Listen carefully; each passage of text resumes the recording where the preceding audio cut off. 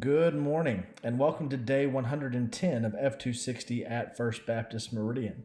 Today we look at the prophet Joel, chapters 1 through 3.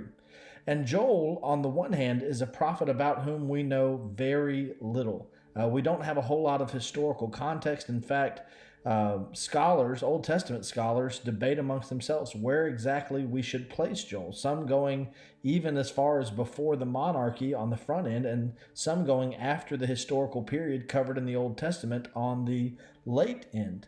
I myself place Joel in the divided kingdom about halfway through the 9th century. Don't have really time to go into the reasonings, but I can refer you to a good study Bible or an Old Testament introduction to cover some of that. However, while we don't know a whole lot about Joel, the person, the message of Joel is remarkably clear. He's telling about forthcoming judgment on God's people. And he uses the imagery of a locust plague, an all-encompassing locust plague. In fact, both in chapter 1, verse 4, and in chapter 2, verse 25, 4 different terms for locust are used. And you see that reflected in English. There's usually 4 different descriptors of what type of locust in the English text. And by the way, when I was studying Hebrew and I was a new Hebrew student, it can be so frustrating to translate some of the prophetic literature, because you often have multiple terms for one concept, and you feel like you're spending all of your time looking up possible uses of different words and working on the vocabulary. And Joel is certainly one of those examples in 1:4 and 2:25. But these 4 different words are meant to capture the totality of God's coming judgment on his own people. And that's part of the irony of the image of locust. When we think of locust plagues, we should think all the way back to God plaguing not the Israelites, but the Egyptians. What does it suggest for the spiritual state of God's own people if he's subjecting them to the same type of punishment, the same type of plague that he gave to Egypt?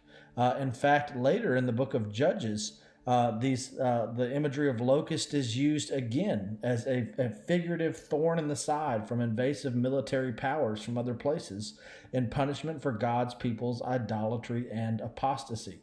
So about the first half of the book of Joel is that judgment is coming. These armies of the north, figuratively represented as a locust plague. But then there's a turning point around chapter 2, verse 12, that says, "Nevertheless, if my people will repent, if they will just call on the name of the Lord, return to me, who knows how gracious and kind God might be." And ultimately, like the other prophets, Joel looks beyond the coming judgment to the ultimate restoration of God's people. In fact, one of the ironies is that while Joel has one of the clearest messages of judgment, he also has some of the clearest language of redemption. We read in the prophet Joel that in the latter days, the after days, Akarim Yamim in Hebrew, that God would pour out his spirit on all flesh. This is the imagery on which Peter draws in his sermon at Pentecost in Acts chapter 2. It's also in Joel that we hear this verse that's quoted in the New Testament. I think of Romans 10:13, that all who call on the name of the Lord shall be saved. Just like God's judgment applies to all sin, regardless of nationality, God does not play favorites.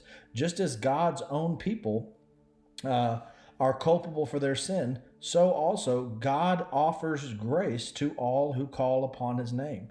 And that's where chapter 3 ultimately goes. It ultimately goes beyond God's own covenant people to the nations as a whole. It ultimately looks at God holding everyone accountable. Multitudes in the valley of decision, for the day of the Lord is near in the valley of decision. Just like God is going to judge Israel for its sin, so also he will judge the world for its sin. But just like Israel has this unique opportunity to turn from its sin, call upon the name of the Lord and be delivered, so also the whole world can be saved, because ultimately there is one God who is Lord. And so while God's people are serving all these other gods as their lords, Joel is a clear reminder that both in judgment and in redemption, the Lord, he is God. The Lord, he is God. Keep reading, reflecting, and responding, and I'll see you next week. God bless.